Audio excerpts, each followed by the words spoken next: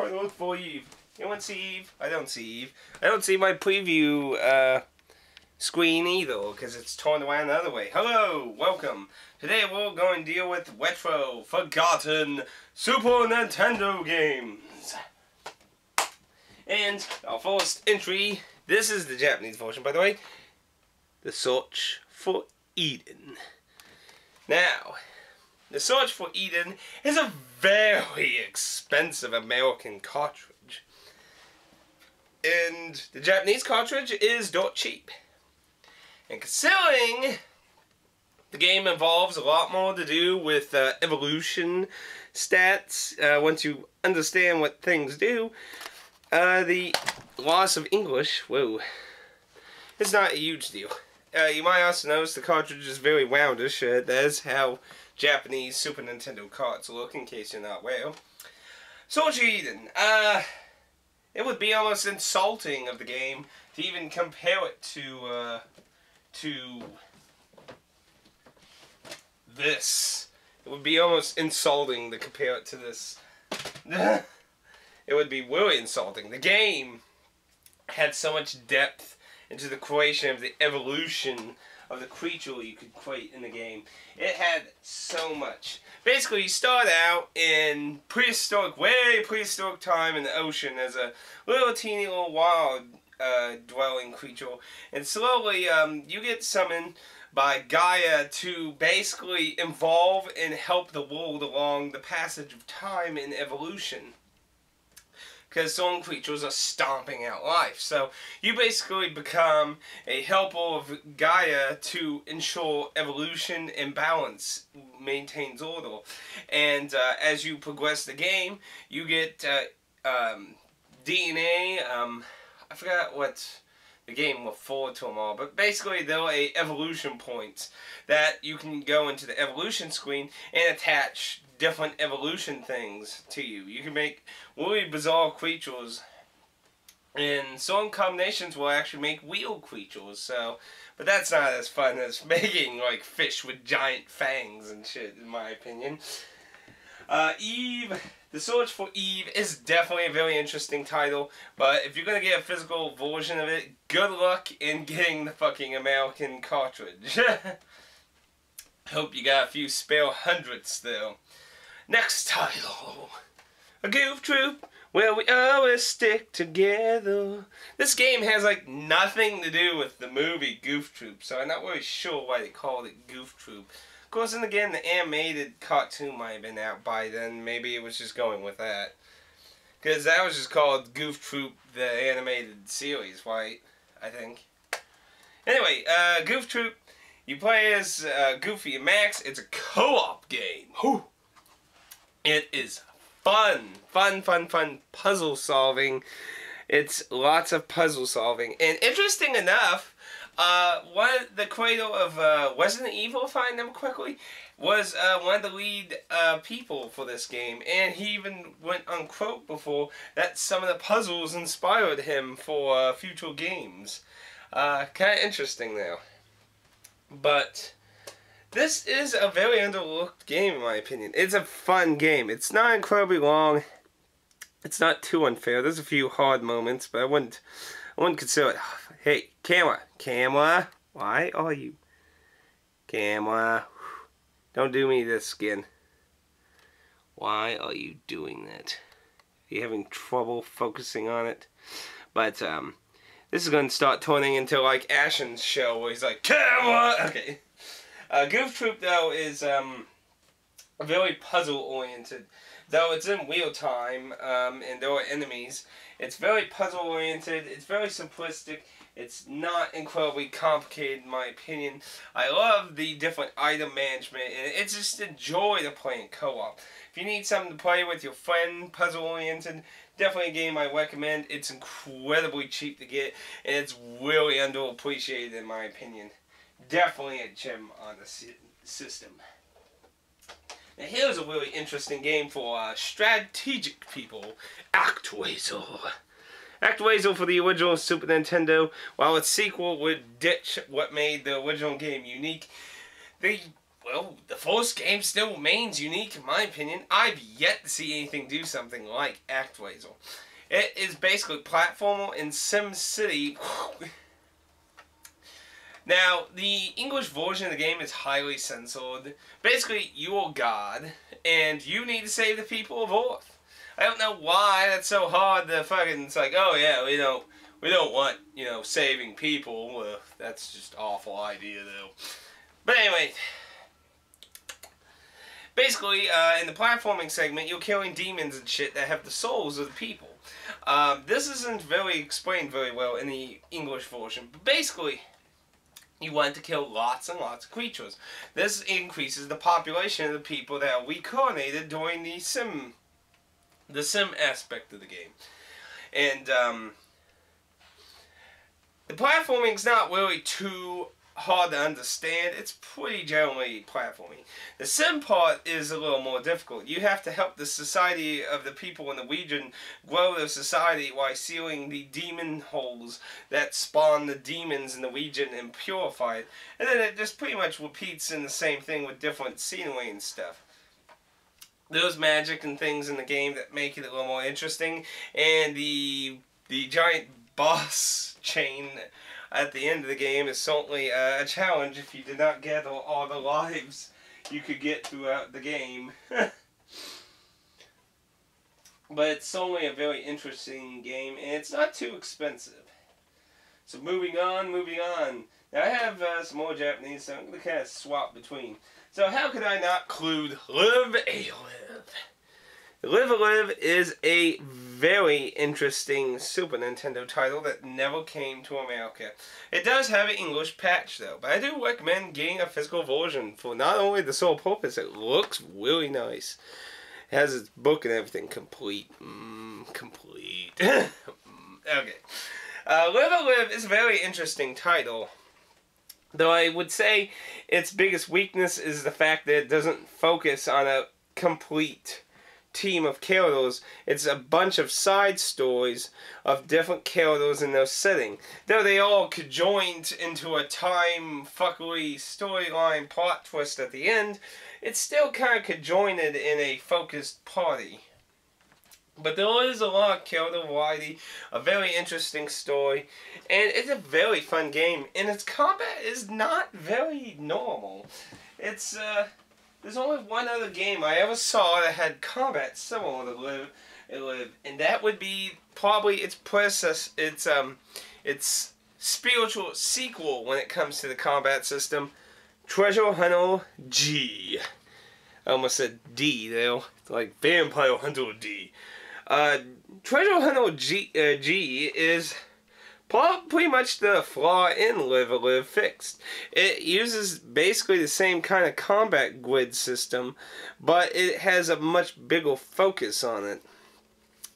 Well, its story, I've never finished Treasure Hunter G, but it certainly is an interesting game. It does have a translation of it, and I really did enjoy how far I got to it. It's something that I do need to finish. Moving on. Yeah, it's time for more Climb the Grey Wolf territory here. Illusion of Gaia. What more is there to say about Illusion of Gaia? It's a nice, excellent action RPG with lots of puzzle solving. I've already given away a copy of Illusion of Gaia, and I have another copy of Illusion of Gaia I'm going to be giving away in a contest soon. Oh, if somebody picks it. There's a lot of other things they could pick. But Illusion of Gaia is very nice, and can I say sealed copy? Okay, well, not sealed copy, but I mean complete copy. You know what I mean? Even has its booklet. It's very nice. I can't really say too much. I mean, if you're familiar with a few RPG aspects in Legend of Zelda territory, you really got the idea of Illusion of Gaia. It's probably more uniqueness from that is that its aesthetic design is very different. It's not too anime-ish. And even if you do consider it slightly anime-ish, it's not even very generic-looking anime-ish. It's a very interesting aesthetic design that I think the company that made Illusion of Gaia, Terra Enigma, and Blaze, what was it called? It was Blaze something. Damn it! Was it Blazing Sword? I don't remember now. Oh, okay.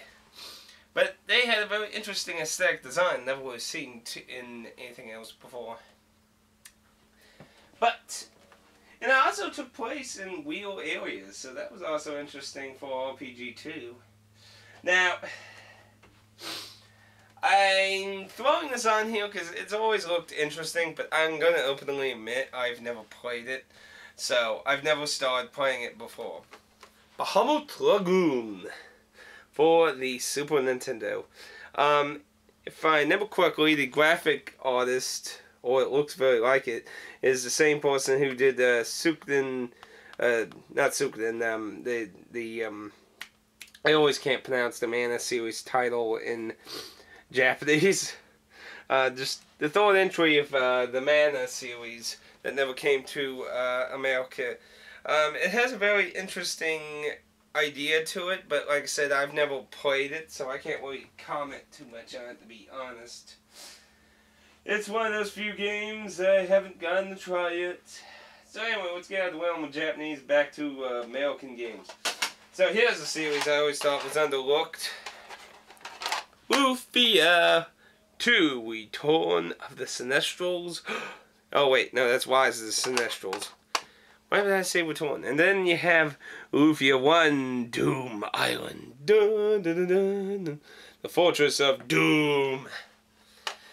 These two games are good. And while the first one's a little generic, to be honest, this I hold to high regards as some of the greatest RPG goodness in the universe.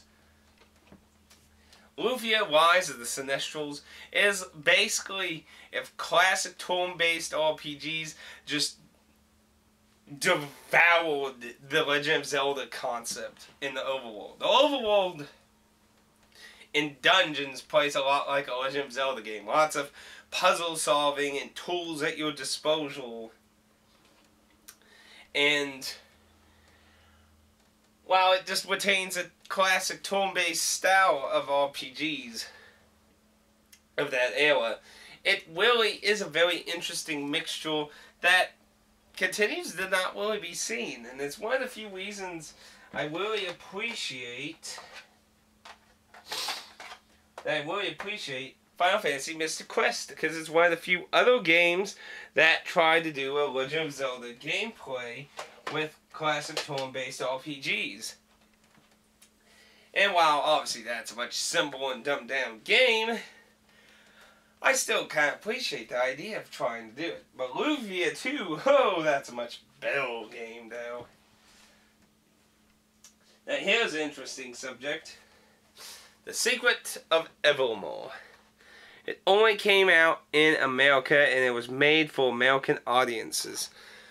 The Secret of Evermore, it's a very interesting RPG. If you've ever played Secret of Mana, then you already know how this game plays. It plays exactly like it. The weapon charging and everything, a lot of the weapons are the same kind of design. The only thing that's really different from Secret of Mana is magic. Going with a Western feel, it has an alchemy system where you need items to cast necessary spells. It's an interesting idea that I never really experienced a lot of games that have an alchemy system with the magic before, especially in that time period. I think only really PC games went into that territory. But it's a very interesting idea. The story is really strange. I highly recommend it. It's not very expensive. If you like Secret of Mana, but it's not co-op. It's single player. It's graceful in my opinion. So here's an interesting game for people who are like, well, can we get on a little less RPG related stuff and a little more kick-ass Demon's Quest. Demon's Quest is part of the Gargoyles Quest series. And it's in Quest as in C-R-E-S-T, not Quest as in Dragon Quest. Though the 1 and 2 of the series was called Gargoyles Quest. So, actually, when you think about it, it's kind of a weird metaphor. This is an excellent, excellent, excellent platformer game. Now, I personally prefer the other two games. This is aesthetically better looking, but mechanically in its gameplay, it does have a few flaws in it. This one can run for a little more. Actually, almost the entire Goggles Quest series can run for a bit of money. Not exactly the most highly appreciated series. But the thing I always liked in the series is how it's an interesting platformer. Like, I don't generally get into platformers very much. But Goggles Quest has a very interesting aesthetic design to it. Basically, you have flying, but you have limited flying. You can't just like, you can't get, oh shit. Well, usually at the end of all the games, you get infinite flying, usually, but by that point, it's throwing so many death traps, it's the only way to get around some of them, and you still need all the tricks of your trade, because that's all you have. You have different spits and fireballs and shit you can do that have different aesthetic things. One of them you can make flying platforms and stuff. There's a lot of different things. And in Demon's Quest, you have types of gargoyle powers. You got like earth, water, and your normal form, which is fire. I'm trying to remember all the forms. There's one more, but I can't remember it. The wind one. They all have their aesthetic powers and weaknesses and advantages, and it's a very interesting formula, the Goggles Quest. Now here's one that might be kind of controversial. I've already talked about the 7th Saga. I've never played, but I do own its spiritual sequel that is, I need to move this real quick here, the Mystic Arc on the Super Nintendo, which never came out in America. But its aesthetic design, how a lot of the mechanics work, and the overworld looks is just like the 7th Saga, so it's always been considered a spiritual sequel.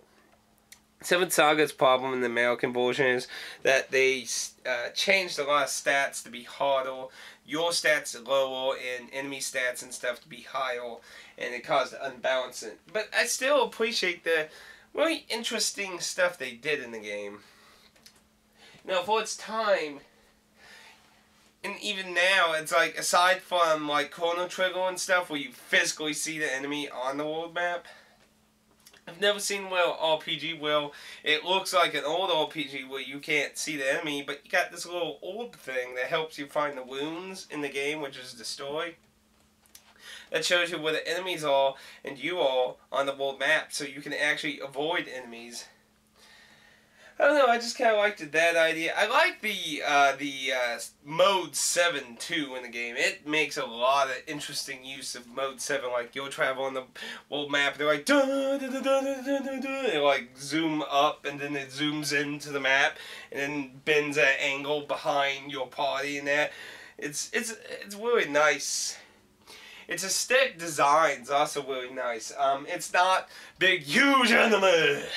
So if you really don't like the whole anime look, this is again another game that could be for you. It's very aesthetically different from anime. I think they were really trying to go with a very more medievalish Lord of the Rings kind of thing. Not necessarily to the detail aesthetic of their clothing, but I mean, it is weird though. There's a robot, there's an alien, so I guess in the same sense it is weird, but they definitely don't look like anime characters, so I guess it's still a little weird, like Japanese stuff when it comes to some of the characters. I mean, there's a really strong array of characters, and that's another thing that's nice, the customization. The only thing that really sucks is in the 7th Saga you only have 2 party members, but in its sequel, the Mystic Arc, you get 3, so... But I've never played Mystic Arc, so I don't know how much better that is. But it could be somewhat recommended.